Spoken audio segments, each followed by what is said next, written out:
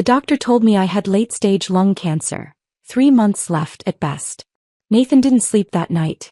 He held me so tightly I could barely breathe, sobbing as if he were the one dying. The very next day he made a shocking decision. He sold the company he had spent 10 years building to his partner, Derek Shaw, at a price far below its market value. He said, "Rachel, I just want to spend whatever time we have left seeing the world with you, every place you've ever dreamed of." So we packed our bags and set off on a whirlwind trip around the globe. 6 months passed, and strangely I started feeling better. Day by day my strength returned. Then one afternoon while organizing files on Nathan's laptop, I stumbled upon an email. By the time I finished reading it, my fingers had gone numb. My whole body trembled. From the moment I was handed that diagnosis report, it had all been a carefully orchestrated lie. Every year I got a routine checkup around the same time. Lately I'd been feeling unusually exhausted, but I blamed it on work stress and burnout. That day the doctor asked me to come into his office alone. As soon as he started talking, my heart sank.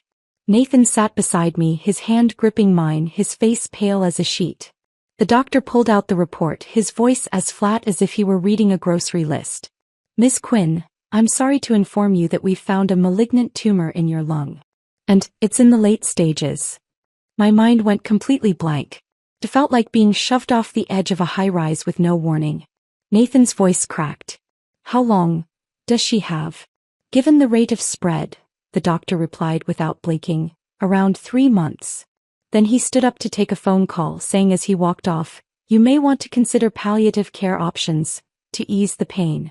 Nathan sat frozen, his grip tightening until his knuckles turned white. And I strangely felt calm. Like I was just an audience member watching someone else's tragedy unfold on stage. 3 months. 90 days. That was all I had left. On the drive home, Nathan didn't say a single word. His hands on the steering wheel looked rigid, like they'd been carved from stone.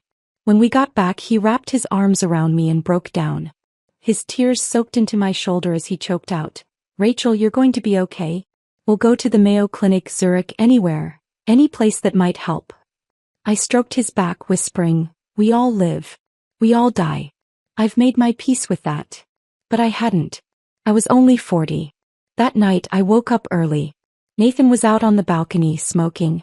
The moonlight cast a pale glow on him, making him look like a lost little boy. A week later he took my hand and said he'd made up his mind. He was selling the company and taking me around the world. I was stunned.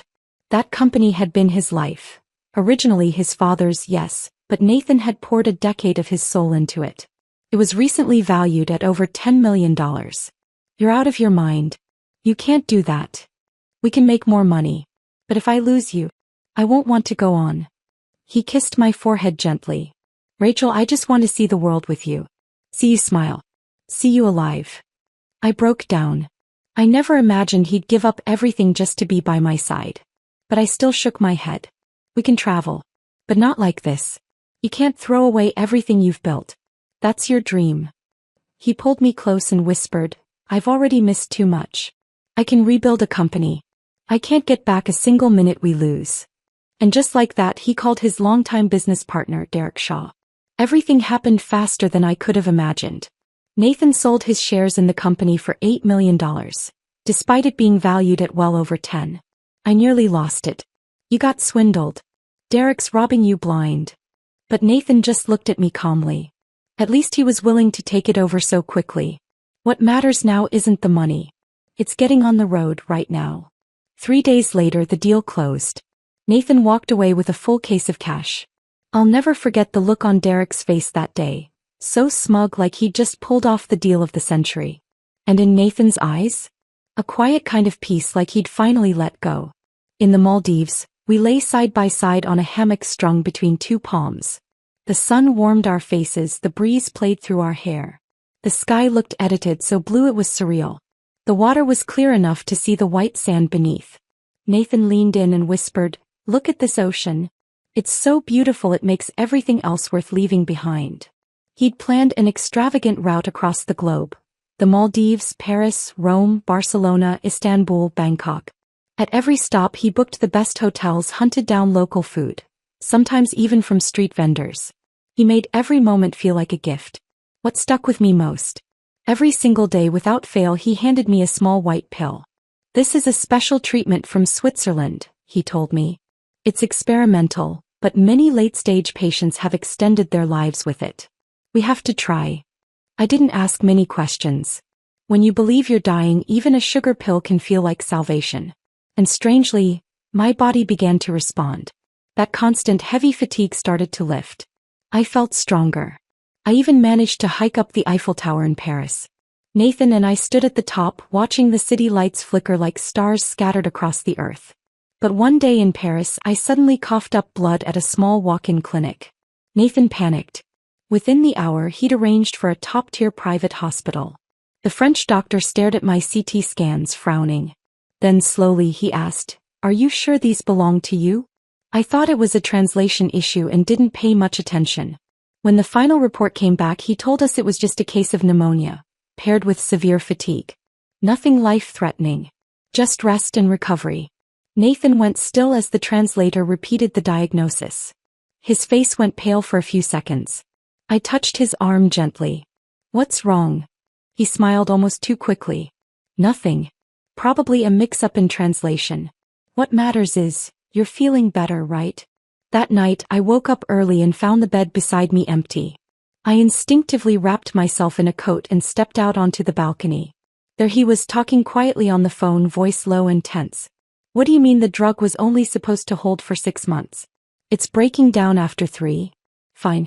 I'll increase the dosage. But she can't find out. She must not know." My stomach dropped. He turned around and saw me. Panic flashed in his eyes. He hung up immediately. "Rachel, you're up already? Were you on the phone?" "Just old business stuff. The company handover's not fully settled." He walked over and pulled me into his arms. "You should be resting, love. Don't worry." I nodded, saying nothing more. But something inside me had shifted. A quiet dread crept in, cold and slow, wrapping itself around my heart. I couldn't name it yet, but something was deeply wrong. The next day we flew to Rome. While dining at a rustic old restaurant, we unexpectedly ran into Derek Shaw. He froze for a second, visibly surprised, then quickly plastered on a dazzling smile oozing charm. "What are the odds?" he beamed. "I'm in town for an investment conference. Small world, huh? Didn't expect to bump into you two in Italy." He glanced at me. "You look great, Rachel. Looks like this trip is doing wonders." Nathan offered a mild smile. "She's been getting better every day." The meal was awkward, to say the least. The two of them kept trading glances, tight, unreadable. Halfway through dinner, I caught Derek slipping Nathan a flash drive under the table, so fast I almost missed it. Back at the hotel, I asked, "What was that?" "Nothing important. Just some old project files. Derek's still helping me tie up loose ends with a few clients." "But you already sold the company. Why would you need to deal with that?" He kissed my forehead. "There are still contracts with my name on them. Legal stuff I have to wrap up. Don't worry. We're going to the Vatican tomorrow. It's like stepping into a dream." I didn't push further. But that night I pretended to be asleep. He slipped the flash drive into his laptop. Lying in bed, I cracked one eye open. I saw him scrolling through documents. The titles glowed on the screen. Share transfer plan, profit allocation draft. My chest tightened. The next morning I asked casually, "What were you looking at last night?" He kept his eyes on the suitcase he was packing. "Just some old contracts." Then he changed the subject fast. "Come on, get dressed. We've got Vatican tickets." He was dodging too hard. A week later we landed in Barcelona. Nathan had grown more erratic. Late night calls on the balcony, whispering into the dark. Sometimes I'd wake at 3 a.m. and find him pacing with his phone. He also started checking my pill bottle obsessively, making sure I'd taken my medication. I began to cut the dosage quietly, half one day, none the next. And what happened stunned me. Nothing. No relapse. No symptoms. In fact, I felt sharper than I had in months. My body was strong. My mind clearer than ever. Then came the moment everything unraveled. Nathan was in the shower when his phone rang. The screen lit up with a name that made my stomach drop. Derek Shaw. I hesitated for just a second, then answered. Derek's voice came through, sharp and smug. "Nathan, the transfer paperwork's done. As soon as Rachel passes, the company's all ours. I've already got the dividend lined up, ready to wire. My body turned to ice. I could barely hold the phone. Then a pause. "Hello, Nathan? You there?" I said nothing. A beat later, Derek hung up. 5 minutes passed. Nathan stepped out of the bathroom, steam rising off his skin, a towel wrapped around his waist. He saw me sitting there, frozen on the edge of the bed. "What's wrong, Rachel?" I forced a smile. My throat burned. "Nothing. Just tired, I think." I didn't tell him what I'd heard. That night, I lay beside him stiff as stone. His warmth now felt like the brush of a serpent's scales. I had to know the truth. On our last day in Barcelona, Nathan said he wanted to pick up a few souvenirs. As soon as he walked out the door, I opened his laptop. I knew the password. Our wedding anniversary. A man who manipulated me into giving up my shares, using our anniversary as a password. The irony was laughable. I found the flash drive and plugged it in. Folders popped up immediately, dozens of emails and contracts. My hands shook as I opened one. "Nathan, congrats on getting Rachel to sign the transfer forms. Next step is replacing the diagnosis records. Once we hit the 6-month mark, your 6 million dividend is locked in." My fingers trembled. My heart thudded like a war drum. I kept digging. The betrayal ran deeper than I could have imagined. I had been the second largest shareholder. Even as his wife, Nathan had no legal right to touch my shares. So he and Derek found a doctor to forge a terminal cancer diagnosis. They crafted a lie so perfect it pushed me to the edge of death. Emotionally, mentally. The so-called Swiss miracle drug was nothing but vitamin pills laced with sedatives. A way to dull my awareness, erode my will, and coax me into gracefully handing over everything. But the worst part? They never meant for me to die. If I made a miraculous recovery, they'd retain all my shares. Then split the secret dividends under the radar. Derek, having acquired a $10 million company for 8, would pocket millions without lifting a finger. I reached the last email. My stomach churned so hard I nearly vomited. 10 years of marriage. A decade of trust. It had all been a setup. I forced myself to stay calm. I snapped photos of every email and contract. Then I closed the files, ejected the drive, and rearranged everything exactly as I'd found it, like nothing ever happened. When Nathan returned, I was standing by the floor-to-ceiling window sipping coffee. "Hey, sweetheart," he said gently. "So, have you decided? Istanbul or Bangkok for our next stop?" I turned and smiled at him, soft, natural, effortless. "I was just thinking, I kinda miss home. Can we go back for a few days? Just to rest a bit?" He blinked, clearly caught off guard. "No. Why?" "I miss our bed. And I want a real dinner at our table. Just for a few nights, okay?" I fluttered my lashes playfully. He hesitated for a moment, then nodded. "All right. If you want to go back, we'll go." That night, I locked myself in the bathroom and sent an encrypted message. "Something's gone very wrong. I'll explain once I'm back. Don't tell anyone." The moment we returned to the States, I reached out to Alexine Rivers. She used to work as a federal prosecutor in the Financial Crimes Division. Now she runs a private legal practice that specializes in asset protection for high-net-worth women. She didn't waste time with pleasantries. Just asked me to recount everything. Every file I saw on Nathan's computer, every word I remembered. I typed out a summary and sent it. Her reply came back fast. Just one sentence: "You won't be safe unless you sue." We met in her private office. After reviewing all the materials, she closed her laptop with a quiet snap.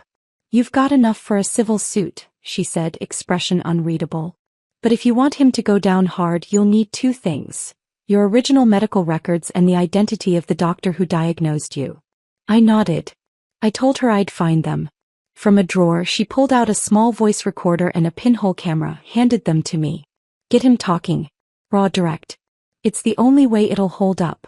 Nathan thought I was just trying to reclaim my rhythm now that I felt better. I played the part well. Shopping with him, eating out, browsing for new luggage. I even leaned on his shoulder during breaks, all warmth and ease. He let his guard down. "I've been wondering," I said one afternoon, "how did I recover so quickly? That medicine was that effective." Nathan paused, then smiled. "The doctor I hired was one of our consultants. He designed a tailored treatment plan."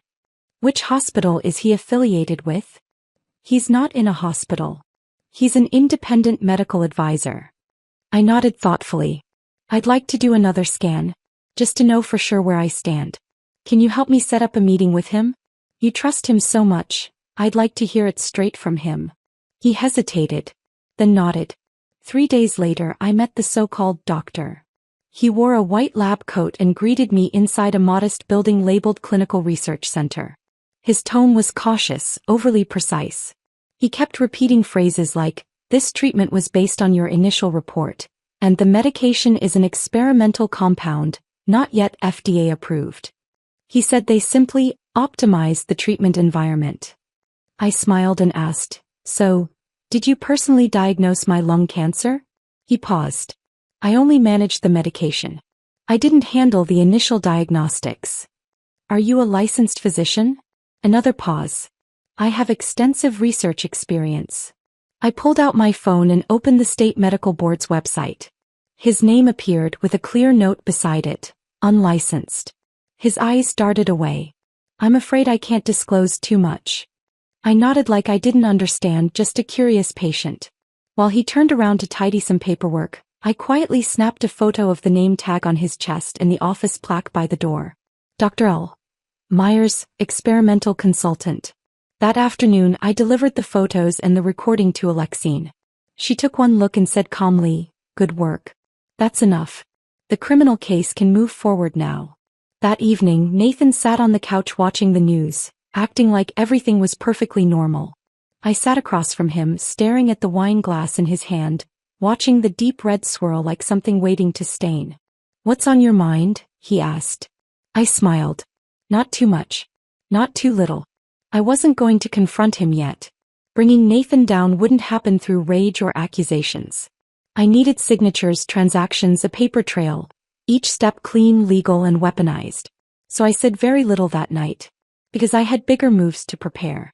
2 mornings later, over breakfast, I spoke up. "I couldn't sleep last night. I kept thinking, since I'm getting better, maybe it's time we restructured our finances." Nathan lowered his coffee mug and looked at me. "What kind of restructuring?" "Well," I said lightly, "we never did finalize that post-nuptial agreement. And now with the company gone, it's mostly cash. I think it makes sense to consolidate, give ourselves a little security net. I'm not planning to die, but we should still be prepared for the unexpected." He paused, then said slowly, "Why now?" "I don't really see the point. I still have some money of my own," I said softly. "If something happened to me suddenly, I'd want it to go to you. That's all." I gave him a smile, carefully measured, just the right mix of warmth and trust. He wavered just as I expected. "All right. We can look into it. But let's use someone we know. I don't want outside lawyers involved." "No," I shook my head. "We'll use my attorney. I trust her. She's meticulous and represents my side." He clearly didn't like it, but after a beat he nodded. I called Alexine immediately. She understood the plan before I finished speaking. She personally drafted 2 documents, a memorandum consolidating our marital assets, and a secondary clause agreement outlining designated inheritance terms. Buried within was a crucial line. If either party is found guilty of fraud, the agreement is nullified and all assets frozen pending investigation. "If he signs this," Alexine told me, "we can freeze every one of his domestic accounts with a single filing. All you need to do is get his signature." We met at a well-established private law firm. Nathan showed up in full business attire, scanning the room the second he walked in. His eyes landed on Alexine, wary. She said nothing, just slid the documents across the table. "Take your time." I sat close to him, flipping pages casually. "Let's roll that Miami condo into this too, yeah? No point keeping loose ends." He scanned the clauses, lips tightening when he reached the line. "Due diligence and independent consent clause." "Is this necessary?" he asked, almost irritated. "If you've done nothing wrong," I said with a smile, "this won't hurt you. I'm signing the exact same thing. It's fair." He stared at the page for a long 10 minutes. Then slowly he signed. That evening I suggested, "Let's celebrate.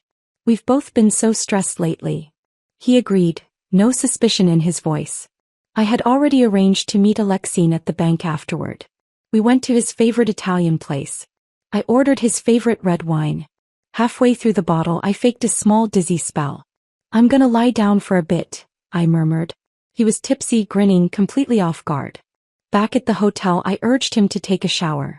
As soon as I heard the water running, I scanned the signed agreements and sent them to Alexine, who immediately filed the freeze order.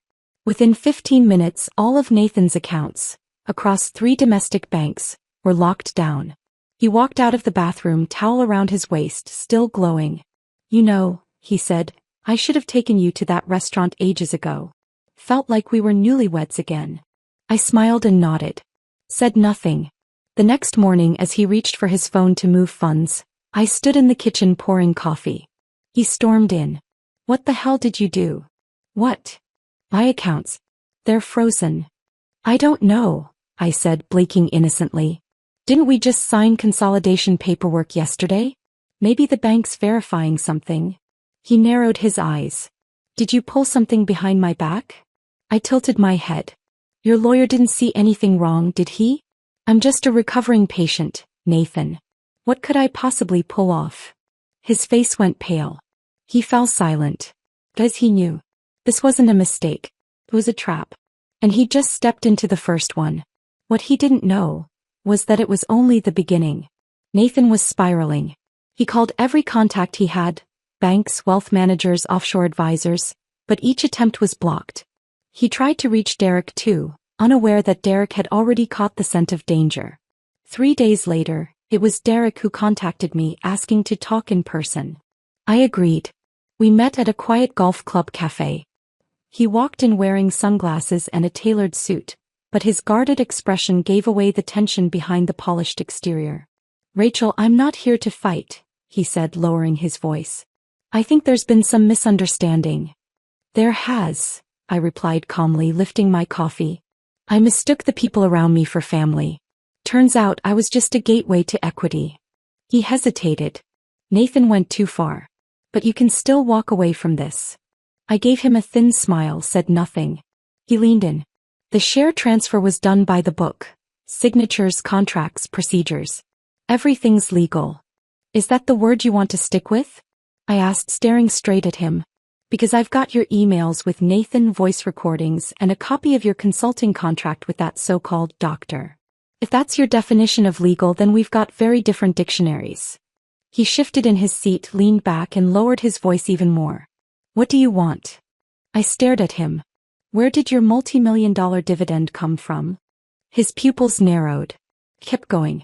You hid the source behind a private investment fund, then funneled it through a Cayman shell company, and back into a domestic account via a charitable trust under your wife's name.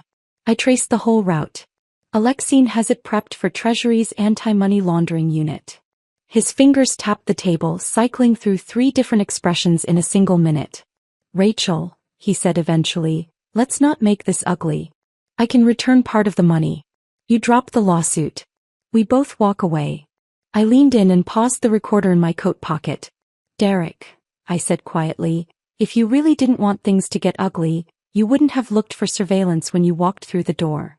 His face turned to stone. I stood. I don't want your money. I want your testimony. He clenched his jaw. That's blackmail. No, I said, it's leverage. Cooperate or enjoy prison. I gave him 48 hours. I took nothing with me, but the next morning Alexine received an anonymous email.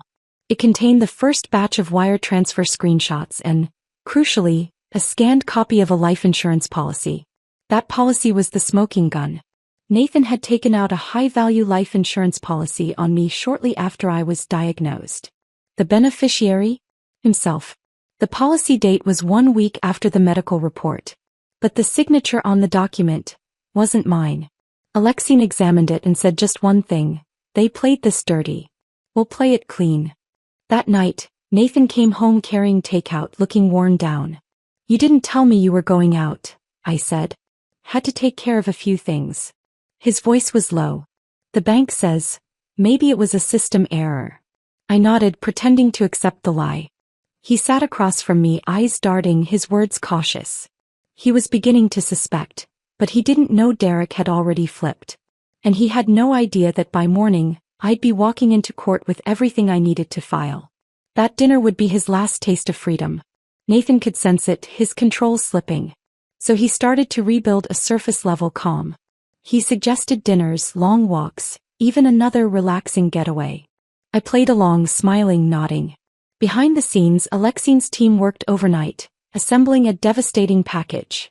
Forged medical records, insurance fraud, money laundering, conspiracy to defraud, unauthorized transfers, forged signatures, identity manipulation. 7 felony-level charges. Any one of them could ruin him. But we needed one more piece. The original handwriting sample for forensic comparison. I remembered Nathan's pride in his old fountain pen, the one he never let anyone else touch. He once said, "The way this pen writes, it's like me. Unmistakable." So I baited him. "That life insurance policy," I said casually, "wasn't that supposed to have my signature?" "Funny, I don't remember signing it." He paused. "You were sick. I signed for you. But you said it was okay." I said it was okay? I laughed softly. I barely knew what pills I was taking. He didn't respond, just changed the subject. That night when he was asleep, I searched his office.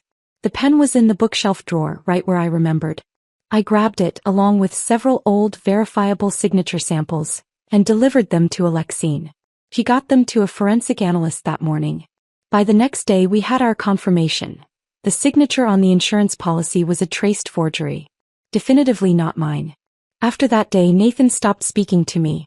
He grew restless, glued to his phone, pacing the kitchen late into the night, unable to sleep. By morning he had moved out. A week passed without seeing him. Then came the counterattack.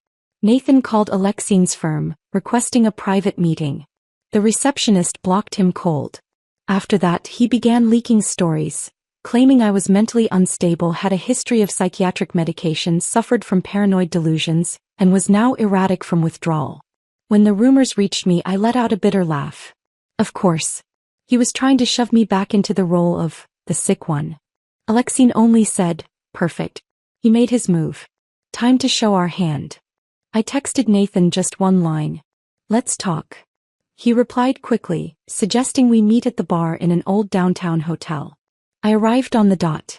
He was already there, a drink in hand, expression composed, too composed. "Rachel," he began, "this doesn't have to go to court. We can settle this. Name your price." I didn't answer. Instead I reached into my bag and pulled out 2 printed documents. The first was a copy of his life insurance policy, complete with the handwriting analysis results. The second was the anonymous transcript from Derek, in which he explicitly stated Nathan was the architect of the scheme, and he merely executed orders. Nathan's face darkened as he scanned the pages. He didn't touch them. "What do you want?" he asked flatly. I looked him in the eye. "Wire back every cent you stole to the original company account. Issue a public admission that you fabricated my diagnosis. Revoke all unauthorized transactions under my name. Hand over Derek's bank transfer logs. And last, submit to criminal investigation." He stared at me. "You're insane." "Then let a judge decide that." He stood up to leave. I spoke to his back, calm and deliberate. "If you try to destroy evidence or leave the country, you won't sleep tonight." That evening, Alexine received confirmation. Nathan's passport was flagged and his emergency exit application had been denied.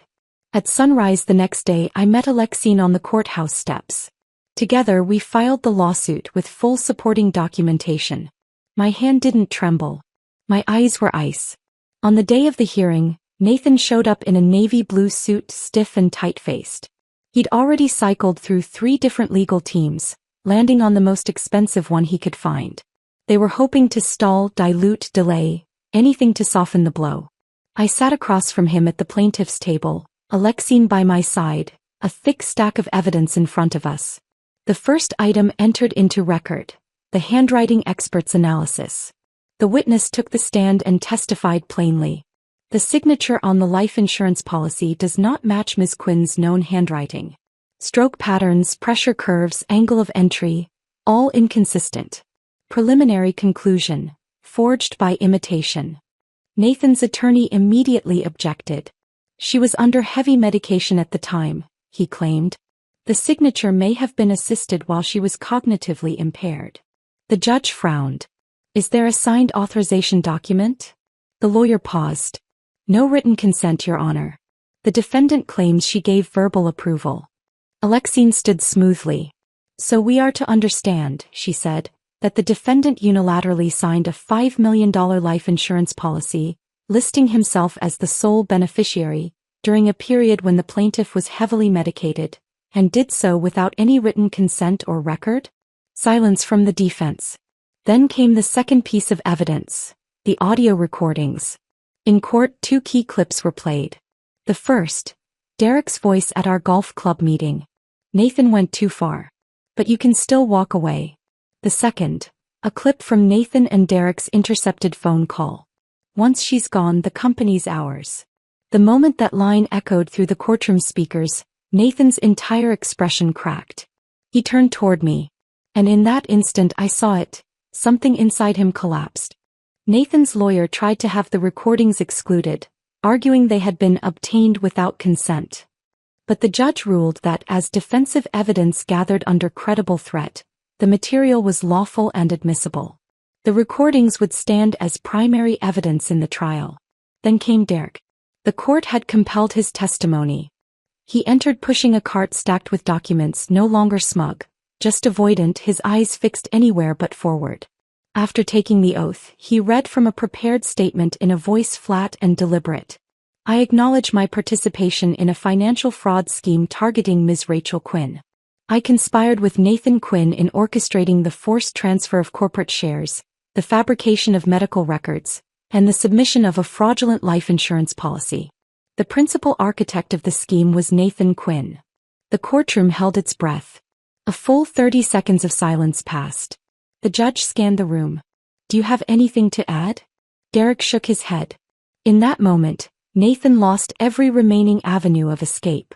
During the recess, Nathan approached me in the courthouse corridor. He didn't speak at first, just stood there, deflated like a message in a bottle bobbing in the tide, unable to land. Then finally his voice came low and hollow. I'm sorry. I stopped and looked at him. This man who'd once taken me around the world while I believed I was dying, now standing with nothing left but his breath and a crumbling name. Are you sorry? I asked, because you mean it or because it might shave time off your sentence? He opened his mouth but couldn't find words. You had your chance, I told him. That night in Paris I saw you smoking on the balcony and I believed you were scared of losing me. Now I know you were just afraid your payout wouldn't come through. I turned and walked away. I didn't look back. 2 weeks later the verdict came down. Nathan Quinn was found guilty of insurance fraud, document forgery, and conspiracy to misappropriate joint marital assets. He was sentenced to 6 years in prison, no parole, ordered to forfeit illicit gains and compensate damages to the plaintiff in full. Derek Shaw received a 3-year sentence, 2 years suspended. He was fined $1 million and barred from serving on any corporate board for 5 years. Alexine initiated the asset recovery process. The $8 million Nathan had moved was placed under court-supervised trust management. Remaining overseas accounts were frozen and pending investigation. The company was gone, but I had salvaged the core of what I'd built. That night there was no champagne, no quiet toast, no speeches. I went home alone. I locked away my passport, shut off my phone, burned the copy of the insurance contract. Then I sat in the living room until sunrise. The next morning I closed every joint account tied to Nathan. Then I went to the city clerk's office and had my marital status legally changed to terminated. There was no press conference, no media interviews, no hashtags or comment sections to scroll through. But I did register new business. Not NQ Biotech. Not anything that sounded like a tech conglomerate. The name was simple, R41. I told Alexine, R is for Rachel. 41 was the lowest my body temperature dropped when I thought I was dying. Now I wake up every morning at 7. I'm at my desk by 8. No one here knows what I've survived. Before I sign any contract I read it 3 times. Not because I distrust others, but because I finally understand something. The people most likely to be taken advantage of are the ones who assume they never will be. Nathan wasn't a glitch in the system. He was the system. A crack in the foundation just waiting for water to seep in. I will never live in that crack again. I don't need anyone to tell me I'm strong, or brave, or inspiring. Those words mean nothing to me anymore. I care about one thing. My life is now signed by me. Not by them. Not by my past. Not even by my pain. Only me. Nathan first understood the weight of time on his third day inside. There were no smartphones, no watches, just an old analog wall clock bolted above the common room. He sat in the corner, gnawing on a rock-hard slice of bread, watching the minute hand tick forward. Each click felt like a small amputation. Outside, he had once micromanaged entire project cycles across continents. He juggled 5 law firms, 3 investment funds, hopped between French and Swiss time zones without missing a beat. Now he counted time by pressing a borrowed pen into the soft flesh of his palm, 1 dot at a time. When he first arrived, he tried to hold on to his dignity. He cut his hair, kept himself clean, introduced himself with measured poise and clarity. He thought that if he stayed composed and rational, the system would recognize him as a man of structure and self-discipline. That illusion lasted a week. 3 times in those 7 days, someone shoved his head into the communal sink. Once for talking like a CO. So he learned. He learned to lower his eyes. To read a man's face before he opened his mouth. Eventually he learned to stop speaking altogether. Logic had no purchase here. This was a place of scent and stare, of tension in shoulders and the angle of a step. You knew who feared you, who didn't, and who wanted to crush you, before a single word passed between you. In the 3rd week after sentencing, they assigned him to the archive room. Dusty stacks of old newspapers and case files. He resisted at first. But then he discovered it was the only place where no one tried to talk to him. So he stayed. Every day he unpacked old boxes. Civil mediations, custody disputes, bankruptcy filings. The kind of cases he once skimmed past, barely a flicker of attention. But the more he read, the more he understood.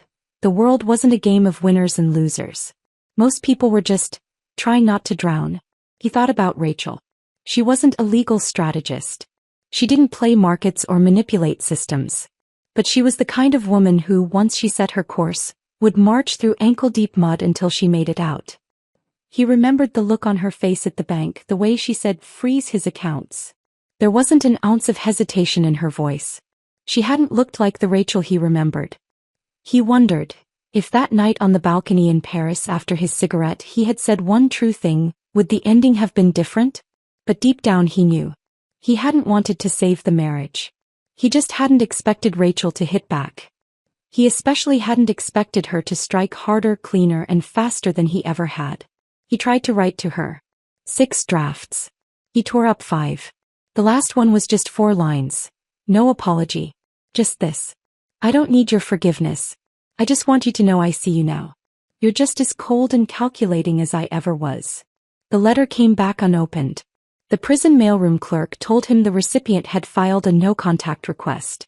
He laughed. Of course she had. That was Rachel's style. She didn't throw down final cards.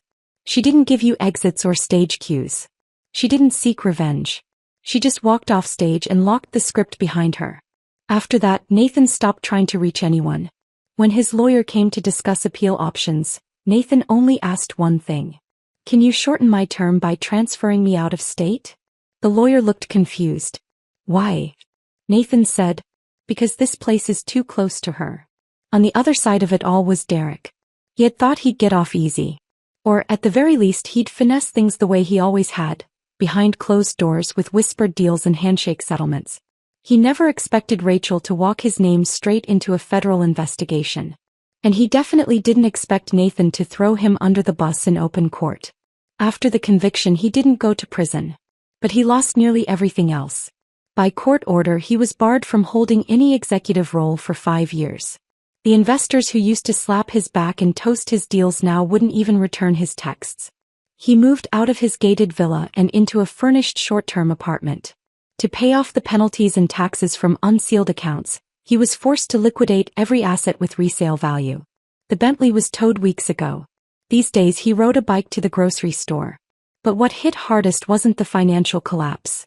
It was the silence. The void of social currency. He realized no one ever really wanted to hear what he had to say, they just wanted proximity to power. Back then everything he said earned nods, laughs, agreements. Now when he spoke it felt like talking into a canyon. He tried reaching out to Rachel once. It wasn't to apologize, he still couldn't bring himself to do that. He just wanted to know if she'd left even a crack open. If there was any version of her that still honored the old game of you stab me, I stab you, but we both stay in the room. He didn't dare call. He just emailed her 2 lines. I know you won. Give me a way to exit this with some grace. He waited a week. No reply. On the 8th day, a formal response arrived from Alexine's office. The language was crisp, surgical. Any further attempt to contact our client will result in an immediate petition for a restraining order. Derek stared at the message and let out a dry, empty laugh. That's when it hit him. Rachel was colder than any of them had ever been. Not cruel. Not vindictive. She didn't strike. She erased. No vengeance. No gloating. Just an eternal perimeter he'd never cross again. He didn't reach out again. 2 months later, he landed a marginal role at a second-rate business consultancy. His title sounded impressive, but his job was to advise desperate startups on how to look fundable without any real leverage. Clients were few, budgets were tight, and the founders he met were more interested in discounts than insight. He tried scheduling lunches with old contacts, but they were always booked. Always out of town. Always, let's circle back in Q3. Sometimes he still dreamed of that day, the fantasy where the $10 million hit the account. In the dream, Nathan was beside him, grinning. We won, Nathan would say, raising a glass. He always woke up mid-reach, fingers curled toward a bonus notification that would never arrive.